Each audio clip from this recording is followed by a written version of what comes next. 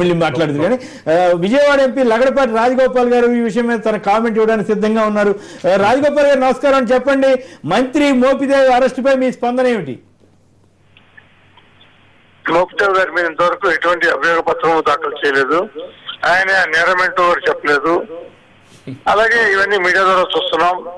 అభియోగ పత్రం లేకుండా, ఆయన చేసిన నేరమేంటో తెలియకుండా, అలాగే ఈ లావాదేవీలు ఆయన ఒక్క రూపాయి కూడా ఎక్కడ ముట్టాడు, ఎక్కడ కూడా ఆధారాలు కానీ లేకపోతే అభియోగం కానీ లేకపోతే అటువంటి లెక్క ఎక్కడ కూడా తేలలేదు. డబ్బు తీసుకున్న వాళ్ళు ఆ యొక్క ర్యాంటిక్ వ్యవహారంలో మ్యాట్రిక్స్ ప్రసాదించి 800 కోట్ల రూపాయలు జగనేమో బయట ఉన్నాడు. జియో ఇచ్చడానికి అంటే ఆ యొక్క ప్రాజెక్ట్ జియో వచ్చిన దానికి ఒక్క రూపాయి కూడా ఎక్కడ ముట్టాడు ఆధారం లేకపోయినా మోపిదేవి వెంకటరమణ గారిని జైలు పాలు చేయటం నిజంగా బాధాకరం. మీకు అభ్యంతరం లేకపోతే ఇక్కడ గోపాలకృష్ణ గారు లాయర్ ఉన్నారు, ఆయన వారు మీతో మాట్లాడతారట, మీరు వింటారా? అలాగే.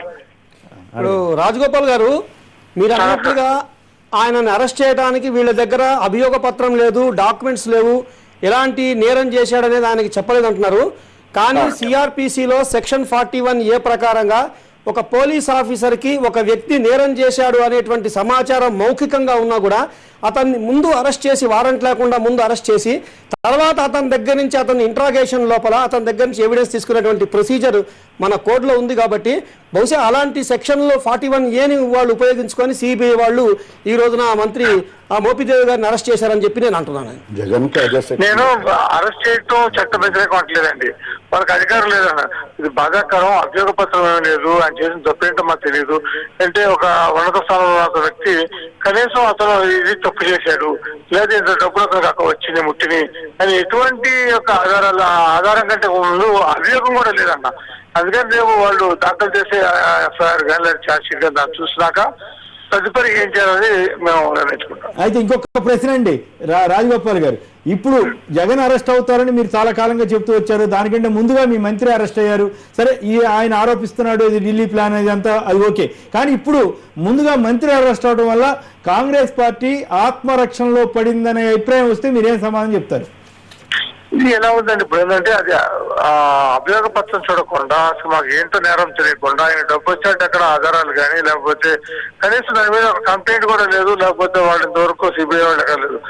జగన్ విషయంలో గత 6 నెలల నుంచి కూడా ఛార్జ్ షీట్ ఫైల్ చేస్తున్నారు, ఏమన్నా చేస్తున్నారు. ప్రతి కేసులో గాలి జారెడ్డి కేసులో కానీ లేకపోతే ఎంఆర్ కేసులో కానీ లేకపోతే ఇవాళ బ్రాండ్ పేపర్ అన్నింటిలో కూడా జగన్ మొదటి ముద్దాయి కదా. అలాగే డబ్బులు వచ్చే అందిన వ్యక్తిగా రుజువైంది. జగన్ కూడా ఒప్పుకున్నారు చాలా విషయాల్లో కూడా. సో వాళ్ళని వదిలేసి ఉన్నత స్థానంలో ఉన్న మంత్రి వెంకటరమణ గారికి కనీసం ఇది నేరం అని మా అందరికీ కూడా చెప్తే బాగుండేది, చెప్పి చేస్తుంటే బాగుండేది. అంటే ఎవరు చెప్పి చేసి ఉండాల్సింది? అది పబ్లిక్ గా ఇది ఎలాగైతే జగన్ మీద ఛార్జ్ షీట్ ఫైల్ చేసినాక ఇప్పుడు జగన్ అరెస్ట్ చేయమనో లేకపోతే వెంకటరమణని అరెస్ట్ చేయకూడదని చెప్పట్లేదండి. కనీసం ఆ స్థాయిలో కనీసం ఛార్జ్ షీట్ అయినా ఫైల్ చేస్తే మాకు అయితే వచ్చేది ఏ తప్పు చేశాడు. సిబిఐ తీరుని మీరు ఆక్షేపిస్తున్నారని అనుకోవచ్చా? ఇప్పుడు ఆక్షేపించడం అంటే ఇప్పుడు వాళ్ళ పరిధిలో వాళ్ళు చేశారు. కానీ మేమేంటంటే రేపు రేపు ఎలాగైందంటే కొంత 24 hours లో ప్రొడ్యూస్ చేయాలి కాబట్టి ప్రొడ్యూస్ చేసే ముందు ఎఫ్ఐఆర్ లేకపోతే ఛార్జ్ షీట్ ఫైల్ చేస్తారు. కాబట్టి రేపు ఏంటి వాళ్ళ అభియోగం చూసినా కానీ మేము స్పందించలేమని కూడా చెప్పారు. మనకి తప్ప గొప్ప అనేది విషయంలో మేము చెప్పలేం. కానీ అధికారం గురించి మేము ఖచ్చితంగా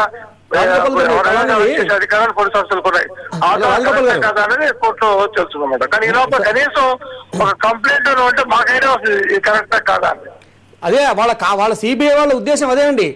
ఇప్పుడు మినిస్టర్ గారికి కనీసం చూచాయిగా తను అరెస్ట్ అవ్వబడతాడనేటువంటి సమాచారం ఇచ్చినా ఆయన తప్పించుకొని పోవచ్చు, అండర్ గ్రౌండ్కి వెళ్ళిపోవచ్చు. వీలుంటే వీసా తీసుకొని పాస్పోర్ట్ తీసుకొని వేరే దేశానికి వెళ్ళిపోవచ్చు. ఇలాంటి వాటిని నిరోధించాలనేటువంటి ఒకే ఒక ఉద్దేశంతో వాళ్ళు లేదని కాదు, గతంలో ఇలాంటి సంఘటనలు జరిగినాయి.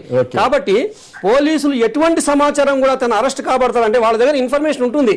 డాక్యుమెంటరీ ఎవిడెన్స్ ఉంటుంది. దాన్ని ఎప్పుడు ఇస్తారంటే వీడు సెక్షన్ 207, 209 ప్రొసీడింగ్ స్టార్ట్ అయినప్పుడు అప్పుడు ఇస్తారు. అప్పటిదాకా ఏంటంటే అరెస్ట్ అయినప్పుడు నిన్ను మేము పలానా అభియోగం కింద అరెస్ట్ చేస్తున్నాము, మీ బంధువులకు మేము తెలియజేసాము, అంతవరకే వాళ్ళ బాధ్యత. అది ముందు చెప్పేస్తారు. దాని తర్వాత సెకండ్ 207, 209 ప్రొసీడింగ్స్ వచ్చినప్పుడు వీళ్ళకి డాక్యుమెంట్లు ఇస్తారు, లేదా ఛార్జ్ షీట్ లోపల ఇతని యొక్క ఏమైనా ఛార్జెస్ ఫ్రేమ్ చేశారో అవి చెప్తారు. రైట్, ఓకే, అది వేరే విషయం. అయితే రాజగోపాల్ గారు ఇంతకీ రాజగోపాల్ గారు అరెస్ట్ చేస్తున్నారు.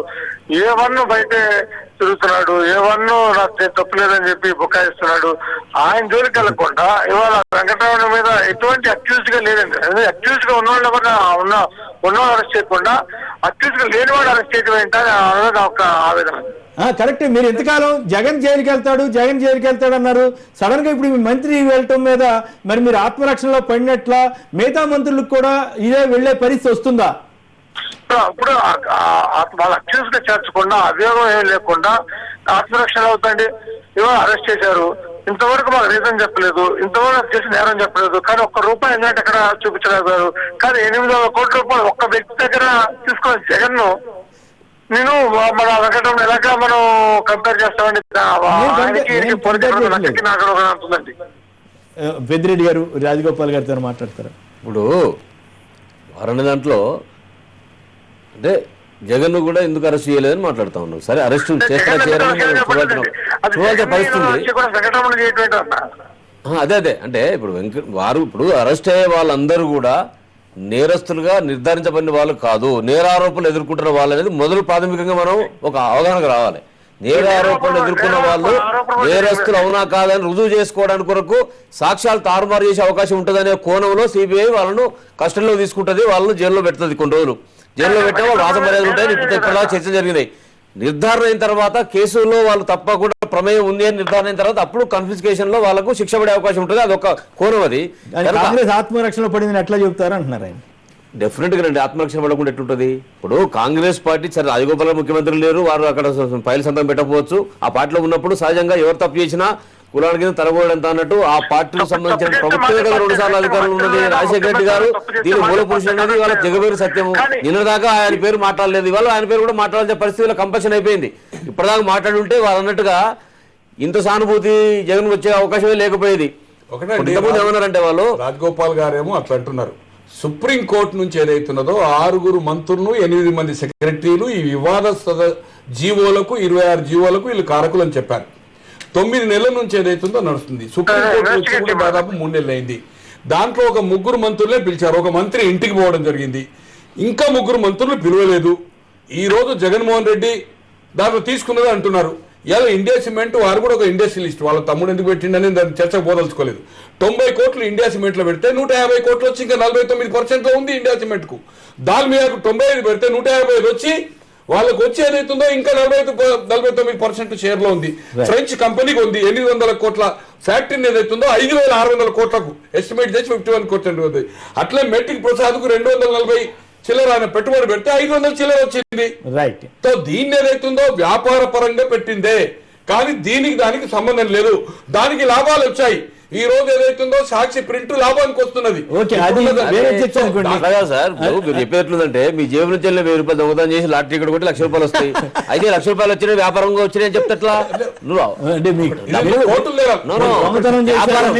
వ్యాపారం కంపారిజన్ వద్దు. ఇక్కడ వ్యాపారంలో ఎవరైనా చేసుకోవచ్చు. వ్యాపారం తప్పు పడుతున్నారు. ఇక్కడ రూపాయి షేరు ₹1,000 కావచ్చు, ₹1,000 10,000 కావచ్చు. అక్కడ కోణం కాదు కదా. పెట్టిన వాళ్ళు లబ్ధి పొందినా లేదా లబ్ధి ఎవరి ద్వారా పొందినా అనే కోణం అది కదా అక్కడ. రైట్. రాజగోపాల్ గారు ఇంతకీ ఫైనల్ గా చెప్పండి, ఈ పరిణామం ఈ యొక్క మోపిదేవి అరెస్ట్ ప్రభావం ఏ రకంగా మీ పార్టీ మీద ఉంటుంది, ఎలా రిసీవ్ చేసుకుంటారు? సరే, మీరు ఛార్జ్ షీట్ అవన్నీ మళ్ళీ మీరు చెబుతారు, మీరు చెప్పదలుచుకుంటే ఏమైనా చెప్పగలరు, మీరు సమర్థులైన సంగతి మాకు తెలుసు. దాంట్లో